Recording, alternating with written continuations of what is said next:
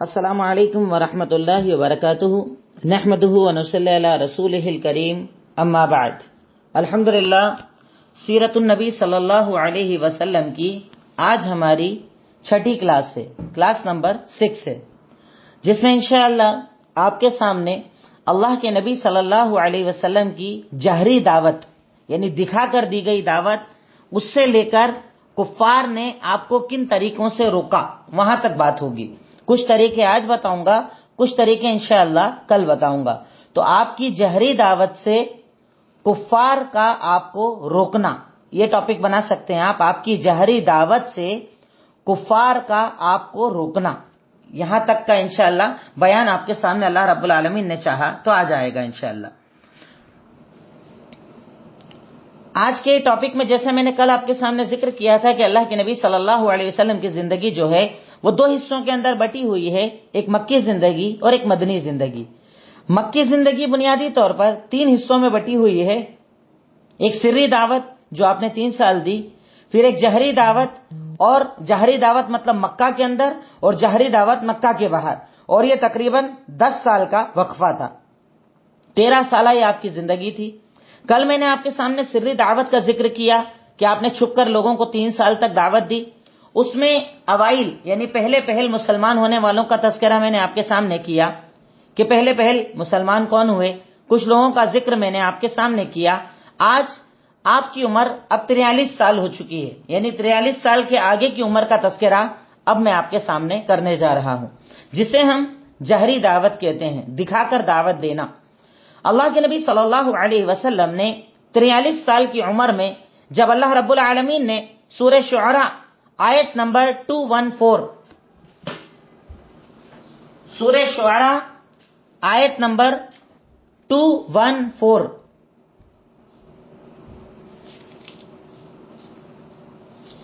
سورہ شعراء لکھ لیجئے گا، آیت نمبر 214۔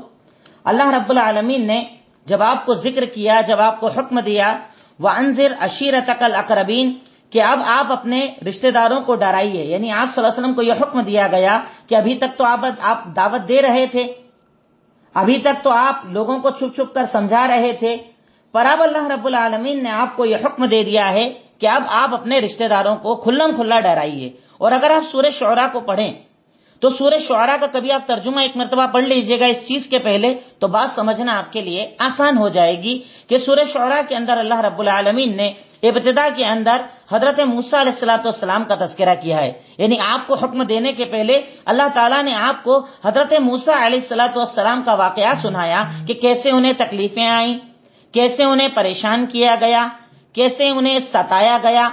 فرعون کے سامنے جب انہوں نے دعوت کا کام کیا تو فرعون نے انہیں قتل کرنا چاہا، جادوگروں کے سامنے آپ کا مناظرہ ہوا، آپ کو مارنے کے لیے پورا ایک لشکر بنایا اور آپ کے پیچھے چلا آیا، آپ سمندر کے قریب آئے، اللہ نے سمندر میں کیسے راستہ بنایا، پھر اس کے بعد آپ کا مناظرہ، حضرت موسیٰ علیہ السلام کے مناظرے پورے اللہ تعالیٰ نے ذکر کیے۔ سورہ شعراء کو ضرور پڑھیے گا، بڑی پیاری سورت ہے سورہ شعراء، جس میں اللہ رب العالمین نے یہ سارے احکامات بتائے، اور بتانے کے بعد اللہ کے نبی کو کہا جا رہا ہے وَأَنذِرْ عَشِيرَتَكَ الْأَقْرَبِينَ کہ اب آپ اپنے قریبی رشتہ داروں کو ڈرائیے، مطلب آپ کھل کر سامنے آ جائیے۔ تو اس سے پتہ چلتا ہے کہ ایک داعی کی زندگی کے اندر تکلیفیں کم نہیں ہوتی ہیں، اگر آپ دعوت کا کام کر رہے ہیں تو تکلیفیں آئیں گی، اور اللہ رب العالمین نے یہی تکلیفیں اپنے نبی محمد الرسول اللہ صلی اللہ علیہ وسلم کو بتا دی کہ آپ یہ مت سمجھیے گا کہ دعوت کا راستہ آسان ہے، دعوت کا راستہ بڑا مشکل ہے، اس کے اندر تکلیفیں ہیں، اس کے اندر پریشانیاں ہیں، رشتوں سے دوری ہے، گھر سے دوری ہے، کاروبار سے دوری ہے، ہر چیز کا برباد ہونا ہے، کیونکہ جب تک دنیا برباد نہیں ہوتی تب تک آخرت آباد ہونا اتنا آسان نہیں ہوتا ہے۔ تو اللہ رب العالمین نے اللہ کے نبی کو یہ اشارہ کر دیا کہ اب آپ ڈراؤ، اور ڈرانے کے پہلے پورا پس منظر بھی بتا دیا کہ یہ سب آپ کے ساتھ بھی ہوگا جو حضرت موسیٰ کے ساتھ ہوا، تکلیفیں تو آئیں گی۔ بہرکیف اللہ کے نبی صلی اللہ علیہ وسلم چونکہ اللہ تعالیٰ کے حکم کے آگے جھکنے والے تھے، آپ نے سب سے پہلے اپنے گھر کے اندر 30 یا 45، 2 روایتیں آتی ہیں، اپنے گھر کے اندر ایک دم قریبی رشتہ داروں کو بلایا۔ یعنی اگر آپ سے کوئی پوچھے کہ جب آپ کو جہری دعوت کا حکم دیا گیا تو آپ نے سب سے پہلے کیا کیا، تو آپ نے سب سے پہلے اپنے ایک دم قریبی رشتہ داروں کو، وہ ان کی تعداد یا تو 30 تھی یا 45 تھی، اپنے گھر کے اندر بلایا، بلا کر سب کو بٹھا کر سب سے کہا کہ اے لوگوں سنو، اللہ رب العالمین ایک ہے، کیونکہ اللہ کے نبی کی ہمیشہ دعوت جو ہوتی تھی نا وہ توحید سے شروع ہوتی تھی. آپ کے علاوہ جتنے بھی انبیاء دنیا کے اندر آئے، اللہ رب العالمین نے سب کی دعوتوں کا ذکر کیا تو ان کی دعوت ہمیشہ توحید سے شروع ہوا کرتی تھی. پر ہمارے یہاں دیکھیے، کوئی دعوت دیتا ہے تو بولتا ہے کہ ڈائریکٹ مسائل مت بتاؤ، یہ بتاؤ، وہ فضیلت بتا دو، یہ مسئلے بتا دو، وہ مسئلے بتا دو. ہمیں اللہ رب العالمین قرآن میں بتا رہا ہے کہ دعوت و تبلیغ کا جب بھی کام کرو گے سب سے پہلی شروعات توحید سے ہونا چاہیے، کیونکہ اگر انسان کی توحید صحیح ہوگی تبھی اللہ اس کے عمل قبول کرے گا. اگر توحید صحیح نہیں ہوگی تو اللہ تعالیٰ اس کے کوئی بھی عمل قبول کرنے والا نہیں ہے. تو پہلی دعوت توحید سے ہونا چاہیے. آپ نے اپنے گھر کے اندر 30 یا 45 رشتہ داروں کو بلایا، انہیں کہا اللہ تعالیٰ ایک ہے، اس کے سوا کوئی عبادت کے لائق نہیں، وہی سب کچھ عطا کرنے والا ہے. یہ معبود جو تم نے بنا لیے ہیں، یہ معبود جن کی تم عبادت کرتے ہو، یہ تمہیں کچھ عطا کرنے والے نہیں، یہ سب اللہ تعالیٰ کے محتاج ہیں، یہ سب اللہ تعالیٰ کے آگے فقیر ہیں، یہ پیدا ہوئے اور مر گئے، مطلب یہ محتاج ہیں. تو تم اللہ تعالیٰ کو ایک مانو، توحید مانو. کس چیز کے اندر؟ کہ اللہ تعالیٰ رب ہونے کے اعتبار سے ایک ہے، کہ اسی نے دنیا کو پیدا کیا. توحید اسی کو کہتے ہیں، الوہیت، ربوبیت، اسماء اور صفات. میں پہلے بھی بتا چکا ہوں کہ اللہ تعالیٰ ایک ہے عبادت کے اندر، کہ آپ اس کے سوا کسی کی عبادت نہیں کر سکتے اور عبادت میں اس کے ساتھ کسی کو شریک بھی نہیں کر سکتے. اللہ تعالیٰ ایک ہے رب ہونے کے اعتبار سے، کہ اللہ تعالیٰ نے اس دنیا کو پیدا کیا، وہی چلاتا ہے اور وہی اس کو ختم کرے گا. اور اللہ تعالیٰ کے جتنے بھی نام اور جتنی صفات ہیں اس کے اندر وہ اکیلا ہے. ان ناموں اور صفات جیسا دنیا کے اندر کوئی اور موجود، پوری کائنات کے اندر کوئی اور موجود نہیں ہے. یہ ہے توحید. اب توحید کی دعوت دی تو اس وقت آپ کے چچا ابو طالب نے کہا، میں نے جیسا بتایا کہ چاچا آپ کو پالتے تھے، آپ کے ساتھ تھے، آپ کا بڑا سپورٹ کیا کرتے تھے. تو چاچا نے کہا سنو بیٹا، میں دین تو نہیں مان رہا تمہارا، پر ہاں میں تمہاری حفاظت کروں گا، میں تمہارا سپورٹ کروں گا. کبھی بھی کوئی پریشانی آئی نا تو میں تمہارا سپورٹ کروں گا. اس سے پتہ چلتا ہے کہ دعوت کے شروعاتی دور میں اگر کوئی سپورٹر مل جائے نا تو دعوت کا کام تھوڑا آسان ہو جاتا ہے. ساتھ ہی ساتھ اللہ تعالیٰ نے ایک یہاں پر بڑی دیکھیے عجیب چیز ہمیں بتائیے کہ اللہ کے نبی کو کسی انسان کی مدد کرنے کی ضرورت تھی؟ بھئی اللہ چاہتا تو آسمان سے فرشتے اتار دیتا. جیسے ہی منع کیا قوم والوں نے، اللہ تعالیٰ بھیج دیتا 2-4 ہزار فرشتے، سب کو سمجھاتے، بات ختم ہو جاتی. نہیں، پر اللہ تعالیٰ نے یہاں پر یہ بتایا کہ دیکھو میں اپنے نبی کو بھی تکلیفیں دے کر یہ بتا رہا ہوں کہ تکلیفیں تمہارے اوپر بھی آئیں گی، اور میرے نبی نے جیسے لوگوں کے سپورٹ سے کام کیا، تمہیں بھی لوگوں کو اپنے لیے تیار کرنا پڑے گا، حمایت میں تیار کرنا پڑے گا، سپورٹ میں تیار کرنا پڑے گا. اس سے پتہ چلتا ہے. تو ابو طالب نے کہا ٹھیک ہے بیٹا، دیکھو میں ساتھ تو نہیں دے پاؤں گا، مطلب میں دین تو قبول نہیں کروں گا اور آخری وقت تک نہیں کیا، پر ہاں سپورٹ کروں گا، ساتھ دوں گا، ہر پریشانی میں تمہارے ساتھ کھڑا رہوں گا. اب اتنی بات سن کے ذرا سا اللہ کے نبی صلی اللہ علیہ وسلم کے اندر کانفیڈنس آ گیا. اب یہ آپ کہاں گئے؟ صفا پہاڑی کے اوپر کھڑے ہوئے اور جا کر سب کو بلا لیا. پہلے تو 30-40 کو بلایا تھا، اب پورے مکہ والوں کو بلا لیا. اور بلانے کے بعد کیا کہا؟ اے بنی عبد مناف آؤ، اے بنو ہاشم آؤ، جتنے بھی خاندان تھے، چاچا آؤ، پھپھو آؤ، خالہ آؤ، سارے رشتہ داروں کو مکہ کے ایک ساتھ. کیونکہ اللہ نے پہلے کیا بولا تھا؟ رشتہ داروں کو ڈرائیے، یعنی پہلے ذمہ داری آپ کا گھر ہوتی ہے. پر ہم لوگ ایسا نہیں کرتے. ہم لوگ دعوت کرتے ہیں دوسروں میں، محلے بھٹک کر، شہر بھٹک کر، اپنے شہروں سے 2-2 ہزار کلومیٹر دور دعوت دے رہے ہیں. اپنے گھر کے حالات ہمیں پتہ نہیں ہیں، میرے رشتہ داروں کے اندر کیا غلطیاں مجھے پتا نہیں، میں نے انہیں کبھی ایک بار دین نہیں بتایا. اللہ تعالیٰ کہتا ہے شروعات ہمیشہ اپنے گھر سے ہونا چاہیے. جیسے حضرت ابراہیم نے اپنے گھر سے کی، اپنے ابا کو پہلے سمجھایا تھا، حضرت نوح نے اپنے گھر والوں کو سمجھایا تھا، حضرت لوط نے اپنے گھر والوں کو سمجھایا تھا، اور خود محمد الرسول اللہ صلی اللہ علیہ وسلم نے سب سے پہلے گھر والوں کو دعوت دی. اب ان میں جن کو ایمان لانا تھا لائے، نہیں لائے چھوڑ کر پھر آگے آپ بڑھ گئے. پر پہلے شروعات تو کرو، دعوت تو دو، سمجھاؤ تو، بتاؤ تو. اب آپ چڑھ گئے صفا پہاڑی کے اوپر، اونچائی کے اوپر، اور وہاں سے سب کو آواز دی سب آ جاؤ، سارے رشتہ دار آ جاؤ، سب جمع ہو جاؤ. سب کو ایک ساتھ جمع کر لیا، اور جمع کرنے کے بعد کہا انقذوا انفسکم من النار فإنی لا اغنی عنکم من اللہ شیئا. اپنے آپ کو جہنم کی آگ سے بچاؤ، اپنے آپ کو جہنم سے بچاؤ، کیونکہ جہنم بڑی سخت جگہ ہے، اللہ تعالیٰ کا عذاب ہے.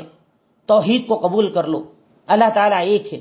اچھا اس کے پہلے معافی چاہوں گا، اس کے پہلے اللہ کے نبی نے ایک جملہ کہا تھا اپنی دعوت کے پہلے. صفا پہاڑی پر چڑھ کر پہلے آپ نے یہ کہا کہ اے لوگوں بتاؤ، اگر میں تمہیں کہوں کہ اس پہاڑ کے پیچھے ایک لشکر ہے تم پر حملہ کرنے والا ہے، کیا میری بات مانو گے؟ نہیں، اپنی دعوت کے پہلے آپ نے پہلے کیریکٹر کو منوایا تھا. یہ ایک بیسک پوائنٹ یاد رکھیے گا کہ آپ نے دعوت بعد میں دی، پہلے اپنے کیریکٹر کو منوایا تھا. آپ کا کیریکٹر اتنا پیارا تھا تو آپ نے کہا بتاؤ اگر میں کہوں اس پہاڑ کے پیچھے ایک لشکر ہے جو تم پر حملہ کرنے والا ہے، میری بات مانو گے؟ سب نے ایک ساتھ کہا جو کہنا ہے کہہ دو.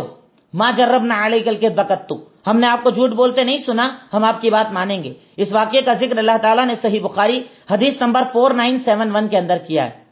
صحیح بخاری حدیث نمبر 4971 اور بھی کئی حدیثوں میں ہے، پر یہاں پر بھی اس کا ذکر موجود ہے. تو دعوت سے پہلے آپ نے پہلے اپنا کردار منوایا کہ بتاؤ بولوں گا مانو گے؟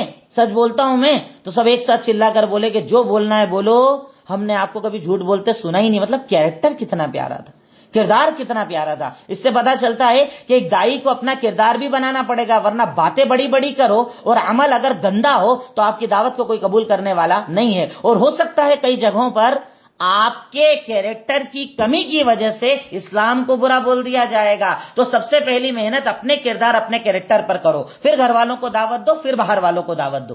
اب دعوت دی، کیریکٹر کا قبول کروایا، سب نے بول دیا تو بولا سنو اللہ تعالیٰ ایک ہے، اس کے سوا کوئی عبادت کے لائق نہیں. یہ بت جو تم کو جہنم کی آگ سے بچاؤ، اپنے آپ کو جہنم کی آگ سے بچاؤ، کیونکہ جہنم بڑی سخت جگہ ہے.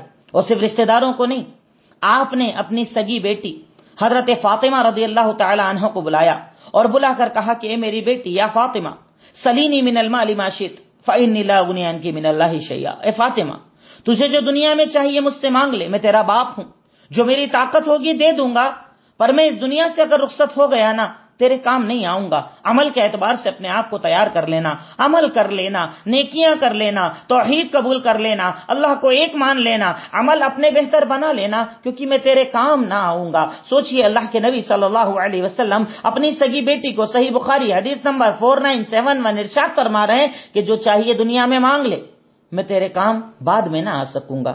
سب کو سمجھایا. اسی وقت پر ابو لہب آپ کا چچا زور سے چلا کر کہتا ہے تبا لک الہذا جمعتنا، تیرے ہاتھ ٹوٹ جائیں، کیا تو نے اس کے لیے ہمیں جمع کیا ہے؟ یعنی پہلے مان رہے تھے بات، سچا بھی مان رہے تھے، سب مان رہے تھے، پر جب توحید کی بات کی تو برا لگ گیا. اور چاچا کیا بولتا ہے؟ سب سے پہلے ابو لہب نے انکار کیا اور کہا تبا لک الہذا جمعتنا، تیرے ہاتھ ٹوٹ جائیں، کیا اس کے لیے ہم کو جمع کیا، ادھر اس کے لیے بلایا ہم کو؟ غلط کام کیا تو نے، اچھا نہیں کیا.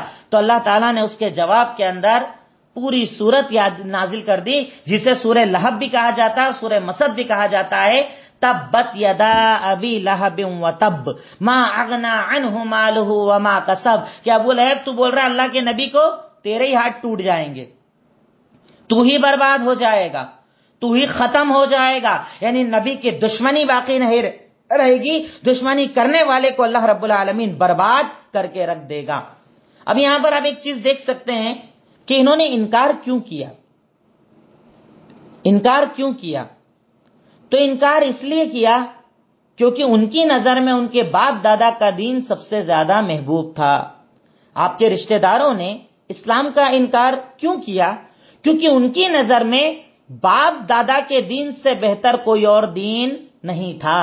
آج ہمارے یہاں بھی کچھ لوگ ایسی جہالت کرتے ہیں، بے وقوفی کرتے ہیں. اللہ تعالیٰ نے قرآن میں ایک جگہ نہیں 50 جگہ ان کا جملہ نقل کیا کہ جب اللہ کے نبی نے ان کو نہیں، ان سے پہلے بھی جتنی قومیں گزری، جب بھی نبیوں نے کہا کہ اللہ تعالیٰ ایک ہے اس کی عبادت کرو، تو وہ لوگ کہا کرتے تھے کہ ہم نے وجدنا آباءنا لہا عابدین، کہ ہم نے تو اپنے باپ دادا کو ان بتوں کی عبادت کرتے دیکھا، ہم تو وہی کریں گے. یعنی ہمارے باپ دادا غلط نہیں ہو سکتے. تو اللہ تعالیٰ کہتا ہے باپ دادا ہمیشہ صحیح نہیں ہوتے ہیں، باپ دادا صحیح ہونے کی دلیل نہیں ہوتے ہیں. دلیل اسلام کے اندر قرآن اور حدیث، اگر اس میں ہے تو عمل صحیح، اس میں نہیں ہے تو آپ کا عمل صحیح نہیں ہے. تو ان کے انکار کی وجہ تھی تقلید، ان کے انکار کی وجہ تھی تقلید، اندھی تقلید، باپ دادا کا دین. اس بنیاد پر ان لوگوں نے انکار کر دیا، قبول نہیں کیا، باتوں کو نہیں مانا. اب ٹھیک ہے صاحب، صرف باتوں کو نہیں مانا اور چھوڑ دیں گے کیا؟ ایسا نہیں ہوگا.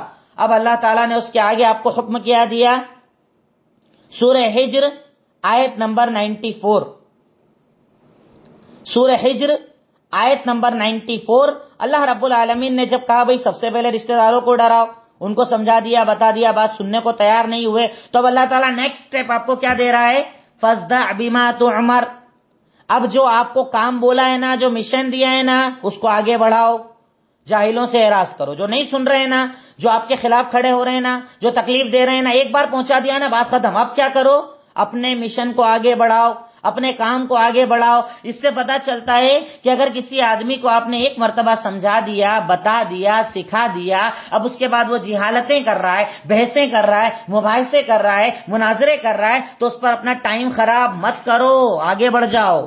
ہم میں سے کئی لوگ یہی کرتے ہیں، جو نہیں سمجھتا اسی کے پیچھے پڑے رہتے ہیں، اس کو ٹانٹنگ کرنا، بار بار بولنا، اس کے اوپر فتوے لگانا. اللہ تعالیٰ اس چیز کو پسند نہیں کرتا ہے. اللہ تعالیٰ کہتا ہے بھائی سکھا دیا نا، سمجھا دیا نا، نہیں سن رہا ہے، آگے بڑھو، مشن کو کمپلیٹ کرو، اور لوگ تم کو آگے چل کر ملیں گے، نرم دل لوگ ملیں گے. اب اللہ کے نبی صلی اللہ علیہ وسلم نے کام آگے بڑھایا، کام بڑھنے لگا، دعوت کا کام بڑھنے لگا.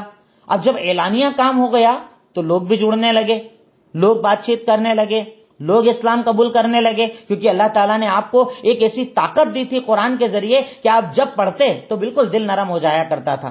سننے والے اپنے آپ کو روک ہی نہیں پاتے تھے، کیا کریں، روک ہی نہیں پاتے تھے. اتنی زیادہ شیرینی اللہ رب العالمین نے اس کلام کے اندر دی. اب کیا ہوتا ہے کہ جب کام بڑھنا شروع ہو جاتا ہے تب ایک مشورہ ہوتا ہے، کفار بیٹھ کر مشورہ کرتے ہیں. کفار کا مشورہ کرنا، باقاعدہ میٹنگ بٹھائی جاتی ہے، کیا کریں. سارے بڑے بڑے سردار اس کے اندر بیٹھتے ہیں، ابو جہل ہے، امیہ بن خلف ہے، نضر بن حارث ہے. میں آگے آپ کو نام بتا دوں گا ان لوگوں کے جو ان کے بڑے سردار تھے اسلام کو روکنے والے. بہر کے ایک بہت بڑی میٹنگ ہوتی ہے اللہ کے نبی کے مشن کو روکنے کے لیے. کیا میٹنگ کرتے ہیں کہ دیکھو بھائی، اب دعوت کا کام تو انہوں نے چالو کر ہی دیا ہے، آگے حج آنے والا ہے، اور حج کا مطلب یہ ہے کہ اگر حج آ گیا تو حج آنے کے بعد اپن ان کو روک نہیں پائیں گے. حج کے اندر سارے قبیلے آئیں گے، دنیا بھر کے لوگ آئیں گے، الگ الگ جگہ کے لوگ آئیں گے. اب اگر وہ لوگ آئیں گے اور یہ ان کو دعوت دیں گے تو یہ ان کا دین مکہ میں نہیں رہے گا، پوری طرف پھیل جائے گا، سارے عرب میں پھیل جائے گا، چاروں طرف ان کی باتیں پھیل جائے گی. تو اب کیا کرنا ہے یہ سوچو، اب کیا کرنا ہے، کیسے روکنا ہے. تو بولے چلو ٹھیک ہے، ایسا کرتے ہیں، اپن ولید بن مغیرہ سے بات کرتے ہیں. وہیں پر ایک ولید بن مغیرہ نام کا ایک آدمی تھا جو عرب کا بڑا طاقتور آدمی تھا، بہت مشہور آدمی تھا، اور کنونس کرنے کی بڑی طاقت رکھتا تھا کسی کو بھی. ولید بن مغیرہ سے بات کی گئی، بھائی بتاؤ کیا کرنا چاہیے، حج کا موسم آ رہا ہے، حج کے موسم میں اگر ان کو چھوٹ دے دی گئی تو یہ تو چاروں طرف دین پھیلا دیں گے، کیا کرنا چاہیے. تو ولید بن مغیرہ چونکہ قرآن سن چکا تھا تو وہ ایک بڑا، دیکھیے اللہ تعالیٰ نے قرآن کا کیا اثر رکھا تھا، اور آج ہم پر وہ اثر نہیں ہوتا. قرآن سنتے اور ہمیں کوئی فرق ہی نہیں پڑتا، قرآن سن رہے رونا ہی نہیں آتا ہے. اس دور میں کفار کے اوپر قرآن کا کیا اثر تھا. وہ قرآن سننے کے بعد بولتا ہے کیا بولو گے، بولو گے ہم بول دیں گے کہ وہ نجومی ہے، جوتش، کاہن، آسمان کی باتیں بتاتا ہے. بولے جھوٹ ہے، وہ ایسا کرتے ہی نہیں ہے. اچھا ایسا بول دیں کہ وہ پاگل ہے، بولے یہ بھی نہیں چلے گا، جب لوگ ان کو دیکھیں گے تو اتنے سمجھدار ہیں کوئی تمہاری بات ہی نہیں مانے گا. اچھا ایسا بولیں کہ وہ شاعر ہے، تو بولے یہ بھی نہیں مانیں گے لوگ، کیونکہ لوگ شاعری کو سمجھتے ہیں اور وہ تو امی ہیں نا. اللہ کے نبی صلی اللہ علیہ وسلم جو ہے وہ پڑھے لکھے نہیں تھے، کوئی آپ نے پڑھائی نہیں کی تھی باقاعدہ، تو وہ تو شاعر نہیں ہی نہیں، عربی جانتے ہی نہیں اتنی زیادہ وہ. اچھا تو پھر اینڈ میں اپن ایسا بولتے ہیں کہ جادوگر ہے، بولے جادو بھی نہیں ہے ان کے پاس، کیونکہ جادو کو لوگ پہچانتے ہیں اور جادو الگ ٹائپ کا ہوتا ہے. دیکھیے بات چیت کیسی ہو رہی ہے. میں دیکھیے کوشش کر رہا ہوں کہ آپ کے سامنے منظر رکھوں، ایک ایسا منظر رہے آپ کے سامنے کہ آپ خود اس میٹنگ کو دیکھ پاؤ، آپ ان کی بات چیت کو دیکھ پاؤ، تو آپ کو سیرت کا مزہ آئے گا انشاءاللہ.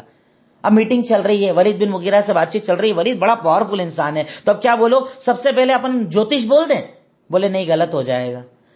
پاگل بول دیں، کہا نہیں وہ بھی غلط ہو جائے گا. کہا شاعر بول دیں، کہا نہیں وہ بھی غلط ہو جائے گا. کہا جادوگر بول دیں، کہا نہیں وہ بھی غلط ہو جائے گا. 4 چیزیں بولی ان لوگوں نے. پھر اس کے بعد ولید بن مغیرہ بولتا ہے کہ سنو، میں نے ان کا کلام سنا ہے، ان لہ الحلاوہ وان علیہ لتلاوہ، میں نے کلام سنا ہے. قرآن کے اندر بڑی مٹھاس ہے، قرآن کے اندر بڑی شیرینی ہے، اس کے اندر سچائی ہے، اس کے اندر جھوٹ نہیں ہے.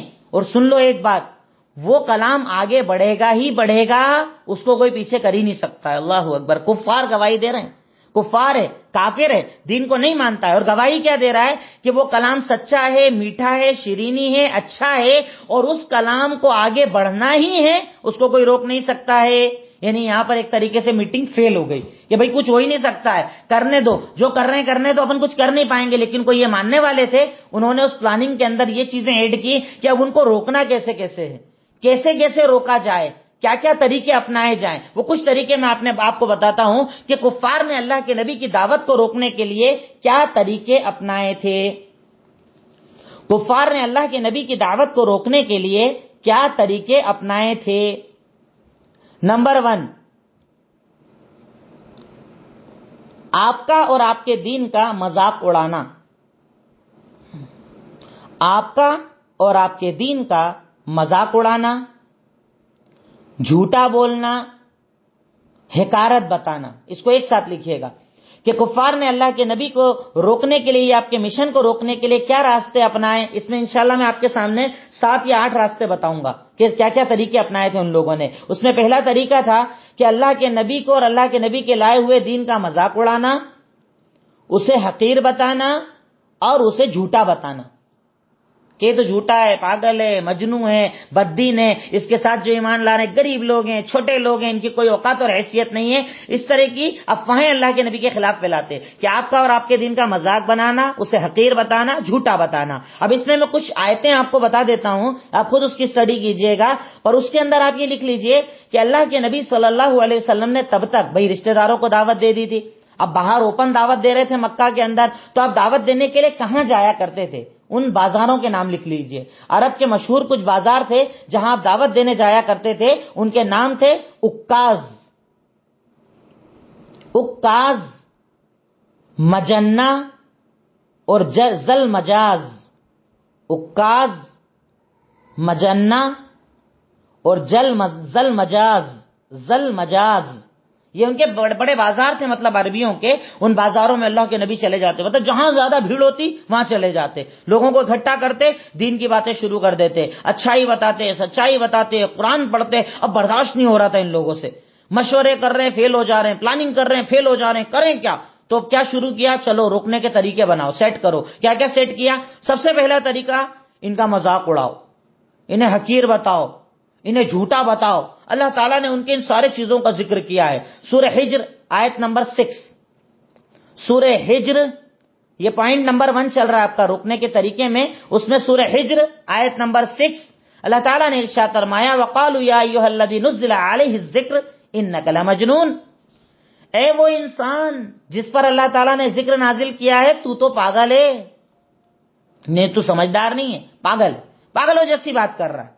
اس کے بعد سورہ صاد آیت نمبر 9، سورہ صاد آیت نمبر 9 اللہ تعالیٰ نے ارشاد فرمایا وَعَجِبُوا أَن جَاءَهُم مُنذِرٌ مِّنْهُمْ وَقَالَ الْكَافِرُونَ هَٰذَا سَاحِرٌ كَذَّابٌ، کہ اللہ تعالیٰ کہتا ہے کہ ان لوگوں کو تعجب اس بات پر ہو رہا تھا، ان لوگوں کو بری یہ بات لگ رہی تھی کہ اللہ تعالیٰ نے ان کے بیچ ایک آدمی کو یہ ذکر دے دیا، تو اس بنیاد پر انہوں نے کیا کہا؟ یہ تو جادوگر ہے، یہ تو جھوٹا ہے، جادوگر ہے اور جھوٹا ہے۔ یعنی مذاق اڑانے کے لیے دیکھیے کون کون سے طریقے اپنا رہے ہیں، کہیں جادوگر ہے، کہیں پاگل ہے، کہیں جھوٹا ہے۔ بس ان کا مقصد تھا کہ کسی طریقے سے ان کی دعوت کو قبول نہ کریں لوگ، کسی طریقے سے ان سے دور ہو جائیں لوگ، صرف اتنا ہی ان کا مقصد تھا۔ ساحر کہہ دیا، آیت نمبر 4 ہے یہ، سورہ صاد آیت نمبر 4 لکھ لیجئے گا، آیت نمبر 9 نہیں، آیت نمبر 4 ہے، سورہ صاد آیت نمبر 4۔ اب کہہ دیا پاگل ہے، مجنون ہے، جادوگر ہے، ایسا ہے ویسا ہے۔ اس کے ساتھ 1-2 جگہ کی آیتیں آپ اور لکھ لیجئے، خود آپ کو پڑھ سکتے ہیں۔ سورہ انعام آیت نمبر 53، سورہ انعام آیت نمبر 53 اور سورہ مطففین آیت نمبر 33، سورہ انعام آیت نمبر 53، سورہ مطففین آیت نمبر 33۔ اس میں مسلمانوں کا مذاق اڑاتے تھے، مسلمانوں کا مذاق اڑانا، ایمان لانے والوں کا مذاق اڑانا، کیونکہ آپ دیکھیے ہر دور کے اندر نبی کے جو ساتھی ہوتے تھے نا وہ غریب لوگ ہوتے تھے۔ غریب جو ہے نا وہ دین کو جلدی قبول کرتا ہے، غریب جو ہے نا وہ حق کو جلدی قبول کرتا ہے، کیونکہ اس کو پیچھے کا ٹینشن نہیں ہوتا ہے۔ اور امیر جو ہے نا وہ اسٹیٹس دیکھتا ہے، رتبہ دیکھتا ہے، پہچان دیکھتا ہے، تعلقات دیکھتا ہے، اس سے میرا نقصان کیا ہوگا، میرا فائدہ کیا ہوگا، کیا ملے گا کیا نہیں ملے گا، وہ سارا کیلکولیشن کرنے کے بعد قبول کرتا ہے۔ پر غریب کیا ہے، سچ لے لو، کیا فرق پڑ رہا ہے، سچ ہے نا، لے لیا، کوئی دقت والی بات نہیں ہے۔ اب اچھا کیا ہوا، جب ان لوگوں نے اتنا زیادہ برا بولنا شروع کر دیا، اب برا بول رہے ہیں، الٹی سیدھی باتیں بول رہے ہیں، مجنون، پاگل، بددین، آپ کے ساتھیوں کے مذاق اڑا رہے ہیں، تو ذرا آپ کو تکلیف ہو گئی، ذرا آپ کو دل کے اندر قلق ہو گیا کہ اللہ یہ تو کیا ہو رہا ہے، کہاں میرا ایک کریکٹر ان لوگوں میں الگ مشہور تھا اور کہاں میرے کو برا بھلا بولے چلے جا رہے ہیں۔ تو اللہ تعالیٰ نے آپ کو یہاں سکون دیا، سورہ حجر آیت نمبر 97 کے اندر، سورہ حجر آیت نمبر 97 کے اندر اور سورہ حجر آیت نمبر 99 کے اندر، یعنی ایک ہی سورت کی 97، 98، 99 دو تین آیتوں کے اندر اللہ تعالیٰ نے اب آپ کو سکون دیا، 96 سے لے کر 99 تک، تقریباً 96 to 99 سورہ حجر کے اندر۔ اب جب آپ کو ٹینشن ہو گئی نا ذرا، تو اللہ تعالیٰ نے کہا سنو، وَلَقَدْ نَعْلَمُ أَنَّكَ يُضِيقُ صَدْرَكَ بِمَا يَقُولُونَ، ہمیں پتا ہے کہ یہ جو باتیں آپ کے بارے میں بول رہے ہیں نا، اس سے آپ کو تکلیف ہو رہی ہے، آپ کو برا لگ رہا ہے، یہ آپ کا مذاق اڑا رہے ہیں نا، اس سے آپ کو تکلیف ہو رہی ہے، پر اللہ تعالیٰ نے دیکھو کتنا بڑا وعدہ کر دیا، فَسَبِّحْ بِحَمْدِ رَبِّكَ وَكُن مِّنَ السَّاجِدِينَ، آپ کوئی ٹینشن مت لو، آپ کیا کرو، سبحان اللہ، الحمدللہ، اللہ اکبر، سجدے کرو، عبادت کرو، یہاں تک کہ دنیا سے رخصت نہ ہو جاؤ۔ اور اس کے بعد اللہ تعالیٰ نے الٹیمیٹم بھی دے دیا، جو یہ مذاق اڑا رہے ہیں نا، ان کے لیے ہم کافی ہیں، اِنَّا كَفَيْنَاكَ الْمُسْتَهْزِئِينَ، یہ جو مذاق اڑا رہے ہیں نا، ان کے لیے ہم کافی ہیں، آپ ٹینشن مت لو، آپ ٹینشن مت لو ان کا، یہ جو مذاق اڑا رہے ہیں نا، ہم ہیں، ہم سب دیکھ لیں گے، کوئی ٹینشن والی بات نہیں ہے، اور ان کا جو ہم انجام کریں گے نا، تو بھی ان کو پتا چلے گا کہ سچا کون جھوٹا کون، سب پتا چل جائے گا، آپ ٹینشن مت لو۔ تو یہاں پر یہ پتا چلتا ہے کہ اگر آپ حق پر ہو، آپ سچائی پر ہو، لوگ آپ کا مذاق اڑاتے ہیں، آپ کے خلاف سازشیں کرتے ہیں، آپ پر بہتان تراشی اور الزام تراشی کرتے ہیں، آپ کے خلاف جاسوسی کرتے ہیں، آپ کے خلاف پلاننگ کرتے ہیں، تو آپ اپنا منوبل، آپ اپنی ہمت اور طاقت ان لوگوں کی وجہ سے مت توڑو، آپ اپنے مشن پر لگے رہو، مذاق اڑانے والوں کے لیے تو اللہ کافی ہے، اللہ نپٹ لے گا، اللہ تعالیٰ ہے، اور اللہ تعالیٰ جب کرنے پر آئے گا نا، دنیا کی کوئی طاقت روک نہیں پائے گی، اللہ تعالیٰ بڑا، اس کی پکڑ بڑی سخت ہے، جب اللہ پکڑ کرنے پر آتا ہے نا، کوئی روک نہیں پاتا ہے، اللہ کی پکڑ بڑی سخت ہے، تو اللہ تعالیٰ کہتا ہے کہ آپ تو اپنے مشن پر دھیان دو، ان پر دھیان مت دو، وہ ہم ہیں دھیان دینے کے لیے، ہم کر دیں گے ان کا صفایا، ہم دیں گے ان کو سزائیں، اور اللہ نے دی بھی، کہ وہ لوگ جو مذاق اڑایا کرتے تھے انہی کو مغلوب بنا دیا، آپ کے نیچے کر دیا، ان کی طاقت اور قوتوں کو ختم کر دیا، ان کی سلطنتوں کو ختم کر دیا، جس بنیادوں پر وہ اکڑتے تھے اللہ نے اسے تباہ اور برباد کر کے رکھ دیا۔ تو سب سے پہلا طریقہ جو آپ کو روکنے کا تھا وہ تھا مذاق اڑانا، حقیر بتانا، جھوٹا بتانا، آپ کے ساتھیوں کا مذاق اڑانا۔ اب اللہ تعالیٰ نے سب کی ان کی اس پلاننگ کو کہہ دیا کہ آپ تو اپنا کام کرو، میں ہوں، میں کافی ہوں، سب نپٹ لیا جائے گا، ٹینشن مت لیجیے آپ۔ اب اللہ کے نبی صلی اللہ علیہ وسلم اپنے مشن پر اور زیادہ اچھے سے لگ گئے، اور زیادہ محنت کرنے لگے، کہ جب اللہ نے اتنا ہی بول دیا ہے کہ میں کافی ہوں، میں دیکھ لوں گا، بات ہی ختم ہو جاتی ہے۔ اب اس کا ٹینشن کیا بچتا ہے؟ کوئی ٹینشن نہیں بچتا ہے۔ پر انہوں نے سیکنڈ سٹیپ کیا لیا آپ کی دعوت کو روکنے کا؟ دوسرا طریقہ، آپ کی باتوں کے خلاف لوگوں کو شک میں ڈالنا، آپ کی باتوں کے خلاف لوگوں کو شک میں ڈالنا اور جھوٹے دعوے کرنا، آپ کی باتوں کے خلاف لوگوں کو شک میں ڈالنا اور جھوٹی باتیں یا جھوٹے دعوے آپ کے خلاف کرنا، یعنی الٹی سیدھی باتیں۔ پہلے تو صرف مذاق اڑا رہے تھے، اب کیا ہوا کہ آپ جو بھی بتاتے اس میں شک ڈالتے، لوگوں کو کنفیوز کرنے کی کوشش کرتے، کنفیوز کیا جاتا، جیسے ہمارے یہاں ہوتا ہے نا، اب حق کسی کو بتاؤ، کل تک وہ باطل پر تھا، اب جب آپ حق بتا دو تو الٹی سیدھی باتیں لا کر اسے کنفیوز کیا جاتا ہے، اتنا کنفیوز کر دیتے ہیں کہ وہ دینی سے دور ہو جاتا ہے۔ تو اللہ کے نبی کے خلاف دوسری سازش کیا کی؟ شبہات، شک پیدا کرنا اور جھوٹے دعوے۔ اللہ تعالیٰ نے اس کا بھی ذکر جو کیا ہے سورہ انبیاء آیت نمبر 5، سورہ فرقان آیت نمبر 4، سورہ شعراء آیت نمبر 222، 222،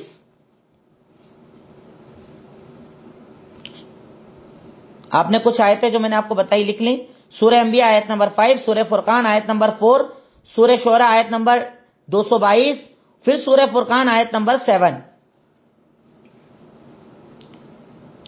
سورہ فرقان آیت نمبر 7۔ میں باتیں ایک ساتھ ذکر کر رہا ہوں، سرچنگ آپ خود کر سکتے ہیں، اور اگر آپ سرچ کرنے جاؤ گے آپ کو اس کے علاوہ بھی ڈھیروں چیزیں مل جائیں گی۔ اب کیا بول رہے ہیں آپ کو، کیا کنفیوژن کر رہے ہیں؟ یہ جو باتیں کر رہے ہیں نا، یہ سب دماغی باتیں ہیں، اللہ کی طرف سے نہیں ہے۔ مطلب اس کا دماغ جو بولتا ہے نا، وہ لوگوں کو بتاتا ہے اللہ کی طرف سے کچھ نہیں، سب خیالی باتیں ہیں، خیالی باتیں ہیں، دماغی من گھڑت باتیں ہیں، یہ بتا دیا۔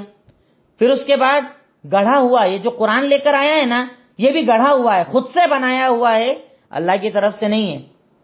پھر جب اس کو لوگوں نے نہیں مانا، یہ جو ہے نا جن شیاطین کو قبضے میں کر کے ان کی ہیلپ لیتا ہے قرآن کے اندر، جن شیاطین کے ذریعے قرآن لایا ہے، یعنی جن شیاطین کی مدد لے کر اس نے قرآن بنایا ہے۔ پھر اس کے بعد توحید پر اعتراض، شک میں ڈالنا. اپن اتنے ٹائم سے اتنے سارے معبودوں کی عبادت کرتے چلے آ رہے اور یہ اپنے کو کیا بول رہے ہیں کہ سب کو چھوڑ کر ایک بنا لو. ایسے کیسے؟ ایسا نہیں ہو سکتا. اتنے اپنے سارے معبود برے، یعنی توحید میں کنفیوز کرنا لوگوں کو. پھر رسالت میں کنفیوز کیا لوگوں کو. اچھا یہی ملا تھا کیا نبی بنانے کے لیے؟ آسمان سے فرشتہ نہیں آ سکتا تھا؟ رسالت میں کنفیوز کرنا، رسالت پر اعتراض کرنا کہ یہی ملے. آسمان سے فرشتے نہیں آ سکتے تھے کیا؟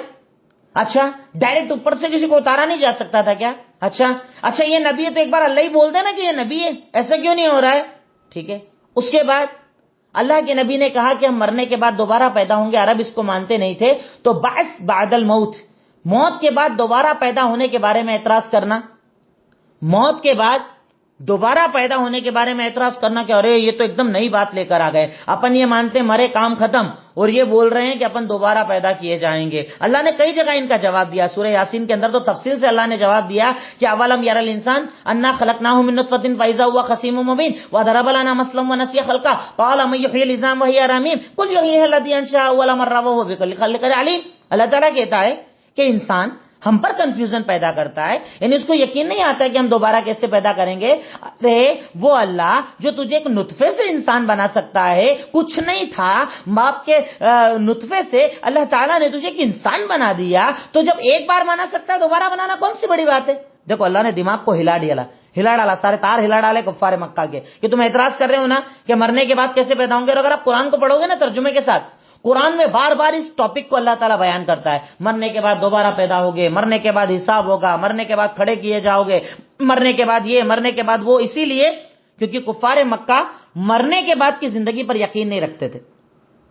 انہیں یہ لگتا تھا کہ مرنے کے بعد انسان دوبارہ پیدا نہیں کیا جائے گا. بہرکیف دوسرا ٹاپک ان لوگوں نے، دوسرا طریقہ یہ چنا، اللہ کے نبی کے خلاف شبہات پیدا کرنا، آپ کی دعوت کے خلاف شبہات پیدا کرنا. اور بنیادی اعتراض میں نے آپ کو بتا دیے، توحید پر، رسالت پر، اور مرنے کے بعد زندہ ہونے پر.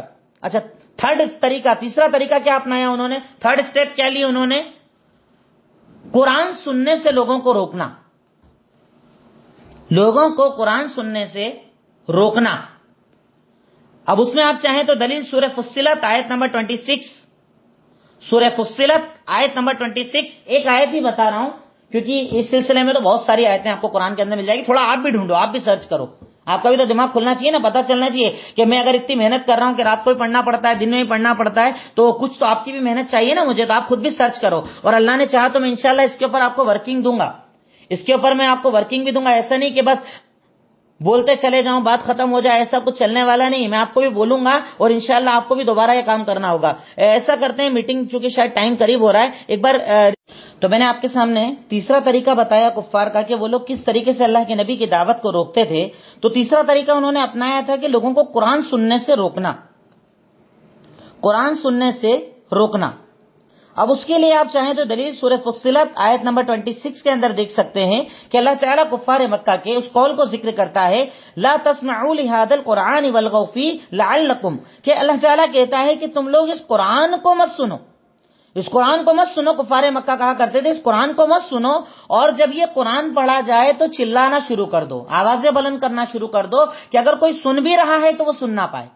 یعنی لوگوں کو قرآن سننے سے روکنا. یہ تیسرا طریقہ کفار مکہ نے اپنایا کہ آوازیں لگاتے، چلاتے. اللہ تعالیٰ نے قرآن میں الگ الگ انداز میں ان کے اس عمل کا تذکرہ کیا ہے کہ یہ لوگ کیا کیا کیا کرتے تھے، کیسے روکا کرتے تھے. تو اللہ تعالیٰ نے اس کا ذکر سورہ فصلت آیت نمبر 26 کے اندر اور بھی کئی آیتوں کے اندر اللہ تعالیٰ نے اس کا تذکرہ کیا ہے. آپ چاہیں تو اس سلسلے کے اندر ایک واقعہ بھی اپنے ذہن کے اندر رکھ سکتے ہیں، طفیل بن عمرو الدوسی کے اسلام کا واقعہ، جو سیرت ابن ہشام کے اندر بھی ہے، الرحیق المختوم جو میں نے آپ کو کتاب دی اس کے اندر بھی ہے. نام لکھ لیجئے صرف صحابی کا، طفیل بن عمرو الدوسی، طفیل بن عمرو الدوسی کے اسلام کا واقعہ. یہ مسلمان کیسے ہوئے تھے؟ یہ مکہ آئے عمرہ کرنے کی غرض سے. مکہ پہنچے تو مکہ کی باؤنڈری پر ہی انہیں مکہ والوں نے روکا اور کہا کہ سنو، تم عمرہ کرنے تو جا رہے ہو، پر وہاں پر ایک آدمی ہے جو مجنون ہے، پاگل ہے، بددین ہے، ایک عجیب سا کلام پڑھتا ہے، اور جو اس کا کلام سنتا ہے نا وہ اس کا ہو جاتا ہے، رشتہ داروں سے دور ہو جاتا ہے، تعلقات توڑ دیتا ہے، سب کے ساتھ برا ہو جاتا ہے، بددین ہو جاتا ہے. تو تم جاؤ پر اس کا کلام مت سننا، اس کی بات مت سننا. اب طفیل بن عمرو الدوسی نے جب اس بات کو سنا تو اپنے کان کے اندر روئی لگا لی. اس لیے روئی لگا لی کہ تاکہ اس کی آواز نہیں آئے گی تو میں بھٹکنے سے بچ جاؤں گا. اب روئی لگا لی, مکہ پہنچ گئے. مکہ میں طواف کر رہے تھے, تب ان کی نظر اللہ کے نبی صلی اللہ علیہ وسلم کے اوپر پڑتی ہے. آپ کو دیکھتے ہیں کہ آپ کچھ پڑھ رہے ہیں تو ان کے دل میں خیال آتا ہے کہ میں اتنا بڑا انسان, میں دوس قبیلے کا سردار, میں عربی زبان کا جاننے والا, ایسے کوئی مجھے گمراہ کر سکتا ہے. یہ سوچ کر انہوں نے اپنے کان سے روئی نکال دی. اب روئی کیا نکالی, قرآن ان کے کانوں میں آنا شروع ہو گیا. اللہ کے نبی صلی اللہ علیہ وسلم کا یہ کلام, اللہ تعالیٰ کا یہ کلام جو اللہ کے نبی پڑھ رہے تھے, یہ سننا تھا کہ طفیل بن عمرو الدوسی پکار اٹھے کہ یہ سچا ہے, یہ اللہ کا کلام ہے, یہ جھوٹا نہیں ہے, یہ انسانی کلام نہیں ہے. یہ سننے کے بعد وہ اللہ کے نبی صلی اللہ علیہ وسلم پر ایمان لے آئے. یہ قرآن کا اثر تھا کہ اللہ تعالیٰ نے قرآن کے اندر اتنا اثر ڈالا تھا کہ جو اسے سنتا تھا وہ اس کا ہو جاتا تھا. قرآن سنا, ایمان قبول کر لیا. اب جب کفار مکہ کو اس بات کی خبر لگی کہ طفیل بن عمرو الدوسی اللہ کے نبی کے دین پر ہو گیا ہے, ان کو ڈرانے کے لیے آتے ہیں, چلانے کے لیے آتے ہیں, تو طفیل کہتے ہیں کہ سنو, جتنا بھی چاول دال جو بھی سامان تھا نا, ان کے پاس دوست قبیلے کے ذریعے آیا کرتا تھا. کہا سن لو, اگر مجھے پریشان کیا, اگر مجھے ذرا سا بھی پریشان کیا نا, تو یہ جو تمہارا کھانا پینا آ رہا ہے نا, کھانے کا سامان آ رہا ہے نا, سارا سامان بند کر دوں گا نا. میرے جو قبیلہ ہے نا, وہاں سے کچھ بھی سامان نہیں آئے گا, ایک دانہ نہیں آنے دوں گا. تو مجبوری کے اندر ان کو چھوڑنا پڑا. پر میرے بتانے کا مقصد یہ کہ کفار مکہ نے تیسرا طریقہ آپ کی دعوت کو روکنے کا جو اختیار کیا تھا وہ یہ کہ وہ قرآن سننے سے لوگوں کو روکتے تھے. قرآن سننے سے روکتے تھے, قرآن سننے سے منع کرتے تھے, کیونکہ اگر اس کو آدمی سن لے گا تو وہ ایمان پر آ جائے گا, اس لیے قرآن مت سننے دو. اب کچھ نام آپ لکھ لیجئے جو ان طریقوں کو بڑھ چڑھ کر عمل کرتے تھے. طریقے ابھی اور باقی ہیں, آگے میں آپ کے سامنے ذکر کر رہا ہوں, پر کچھ نام ذکر کر لیجئے کفار کے وہ مشہور لوگ جو اسلام سے لوگوں کو روکا کرتے تھے. وہ مشہور کفار جو لوگوں کو اسلام سے روکا کرتے تھے, ان کا نام آپ لکھ لیجئے. ابو جہل,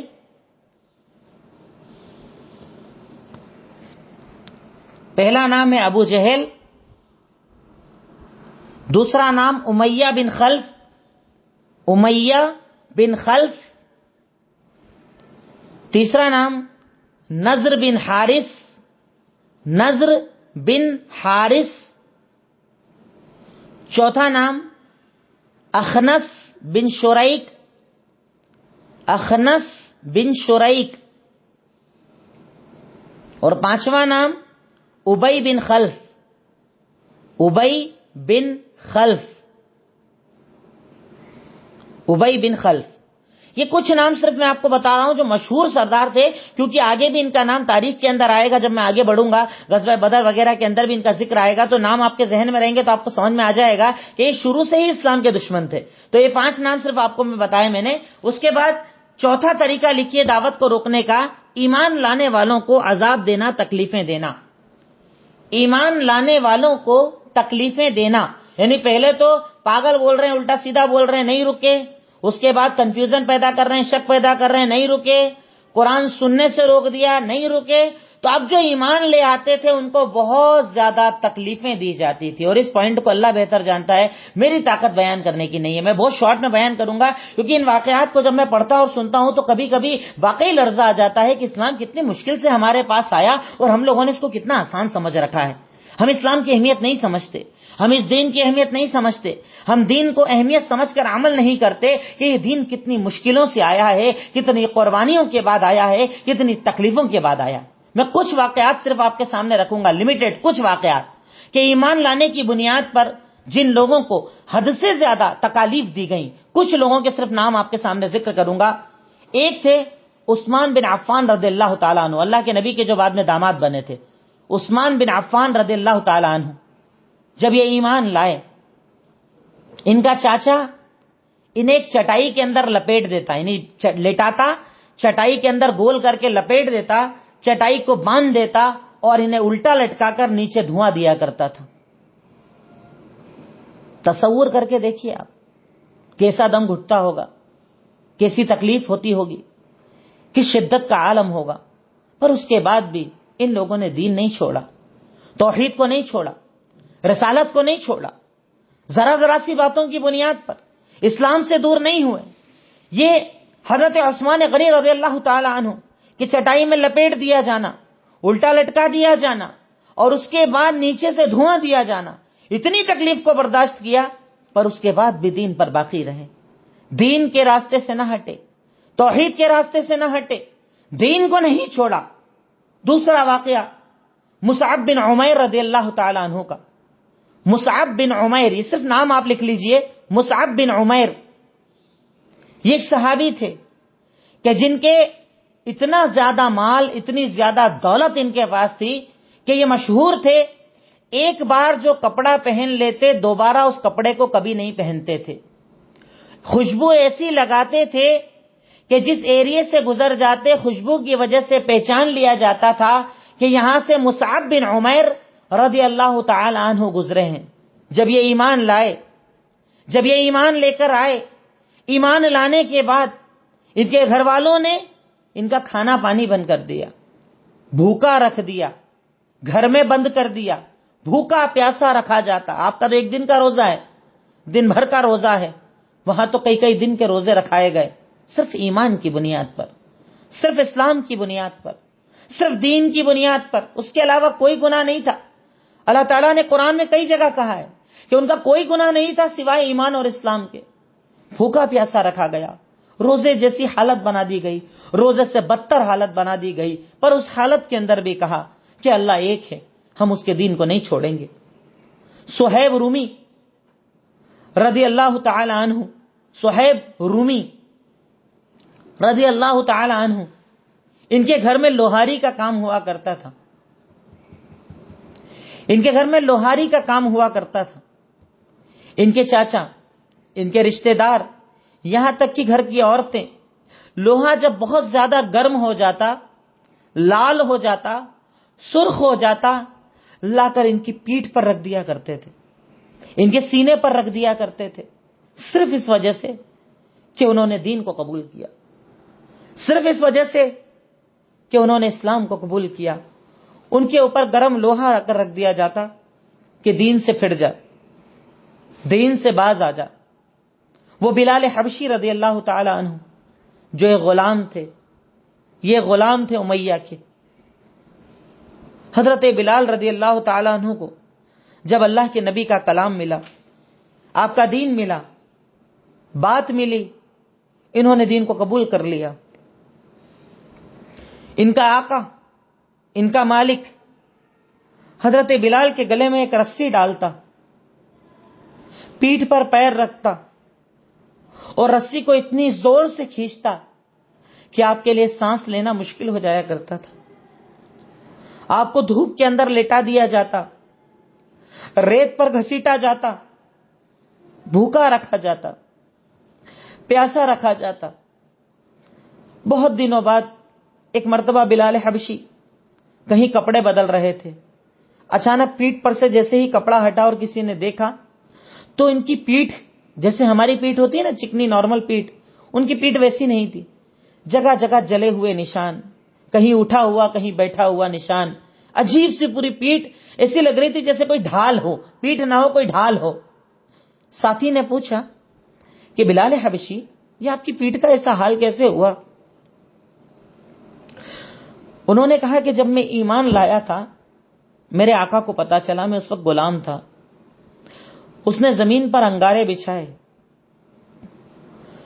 پیٹھ کے بل مجھے لیٹایا اور میرے اوپر ایک بڑا پتھر رکھ دیا تاکہ میں حرکت نہ کر پاؤں. میری پیٹھ جلتی رہی اور اس جلنے کی وجہ سے وہ آگ بجھی, اور اس وقت میں چلاتا رہا الاحد الاحد, اللہ ایک ہے, اللہ ایک ہے.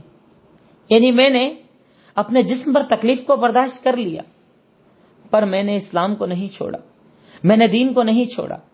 میں نے جلنا پسند کر لیا, پر میں نے یہ سوچا کہ اس دنیا میں جل جانا بہتر ہے آخرت کی آگ سے. میں آخرت کی آگ کو برداشت نہیں کر سکتا. اور وہ پورا گھرانہ عمار کا, عمار بیٹا, یاسر والد اور سمیہ والدہ, ان کے اوپر تو وہ عذاب چلایا گیا, وہ عذاب چلایا گیا کہ آپ تصور نہیں کر سکتے. عمار رضی اللہ تعالی عنہ کہتے ہیں کہ ابو جہل کو جب پتا چلا ہم ایمان لے آئے ہیں، وہ ہم کو پکڑ کر لے کر آیا، ہم تینوں کو، مجھے، میرے والد اور والدہ کو، عمار کو، یاسر کو اور سمیہ کو، ہمیں پکڑ کر لایا، بے تحاشا مارا، بہت زیادہ مارا۔ میری والدہ کے، میری امی کے، سمیہ کے 2 پیروں کو الگ الگ اونٹوں سے باندھ دیا، ایک پیر ایک اونٹ سے، ایک پیر ایک اونٹ سے، اور باندھنے کے بعد کہتا ہے کہ اسلام کے بارے میں سوچ۔ حضرت سمیہ رضی اللہ تعالیٰ عنہ کے دونوں پیروں کو 2 اونٹ پر باندھا، اور باندھنے کے بعد ابو جہل کہتا ہے کہ بول، اسلام پر عمل کرے گی یا چھوڑے گی؟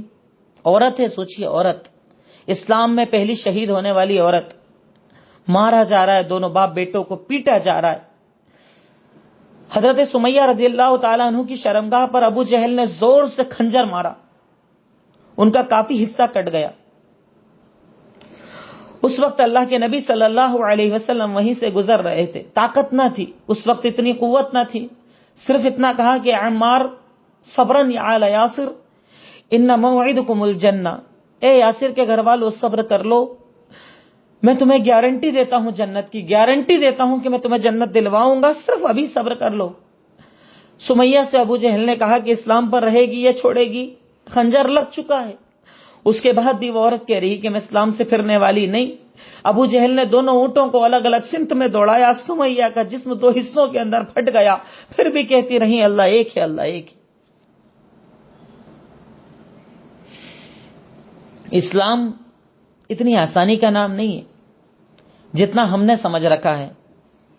دل ہوا تو جمعہ پڑھ لو، دل ہوا تو عید پڑھ لو، من ہوا عمل کر لو، نہیں ہوا مت کرو، اچھا لگے دین مان لو، نہیں اچھا لگے دین مت مانو۔ یہ ہم نے اپنی فیسلٹی کے مطابق جس دین کو چلایا ہے نا، اس دین کے لیے خون بہا ہے، آگوں میں جلایا گیا ہے، بھوکا پیاسا رکھا گیا ہے، تب جا کر ان صحابہ اکرام کی محنت سے یہ دین ہم تک پہنچا ہے۔ بہت مشکل ہے یہ عمل، بہت مشکل ہے یہ دین، بہت بڑی ہے اللہ کی نعمت۔ یہ صرف میں نے 3-4 لوگوں کے واقعات بتائے ہیں، اس سے زیادہ واقعات تو میری ہمت اور طاقت بھی نہیں ہے بتانے۔ غلام عورتیں، لونڈیاں، چھوٹے چھوٹے لوگ، کمزور اور نہتے لوگ، ظلم کی انتہا اس دور کے اندر کر دی گئی، پر اس کے بعد بھی انہوں نے دین کو نہیں چھوڑا۔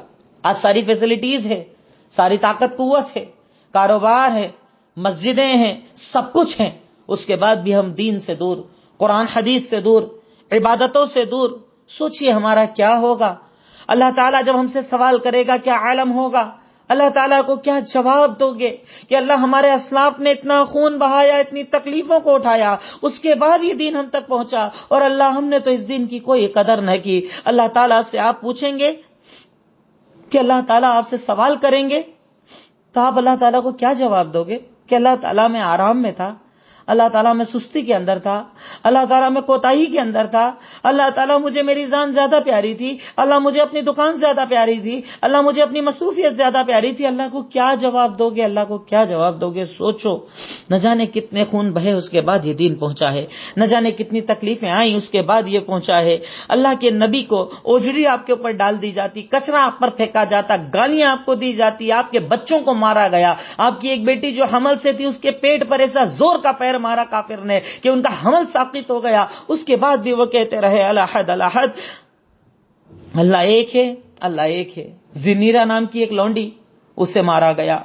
الگ الگ خباب بن عرط رضی اللہ تعالیٰ عنہ، ان کو تکلیفیں دی گئی، کئی صحابہ کرام گالیاں دی گئی، وہ پاگل کہا گیا، مجنون کہا گیا، بددین کہا گیا، پر ان لوگوں نے اللہ کے دین کو نہیں چھوڑا، اللہ کے دین پر عمل کرنا نہیں چھوڑا، اللہ کے دین اور شریعت پر عمل کرنا نہیں چھوڑا۔ میری دیکھیے اب طاقت نہیں ہے اس سے زیادہ بیان کر پانے کی۔ آج کے اس درس کے اندر میں نے آپ کے سامنے جو چیزیں رکھی ہیں، اللہ کے نبی کی جہری دعوت، اللہ کے نبی صلی اللہ علیہ وسلم نے جو کھل کر دعوت دی، میں نے اس کا ذکر کیا۔